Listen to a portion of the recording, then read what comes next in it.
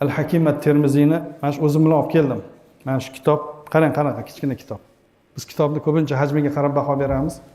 Aql va havoyi nafs degan kitob. Mana shu yerda ziyolilar haqida bir gap ketgan ekan. Men hech joyga o'qimaganman uni. Aytilganki, ziyoli avval qalbini ziyo bilan to'ldirsin. Qalbi zimiston bo'lib, qalbi marazga to'lgan odam imomlik jubbasini kiysin, salla kiysin, galstuk taqsin, kostyum buruk kiysin, u jamiyatda ma'nan ziyoli emas. U hech qanday ziyo tarqatmaydi. U avval qalbini yoritib olsin. Uni diyati to'g'ri bo'lsin. Shu asnoda yozib, mana shu yerda o'zingiz o'qib olasiz, men endi charchadingiz. Aqlni 50 ta yo'nalishda isbotlab bergan. Aql nimadan iborat deganda 50 narsani sanalgan shu yerga. Shuning uchun agar sotuvda bo'lsa yo ilmiy markazda bo'lsa olib o'qisangiz, men juda qalin tom kitoblar o'qidim.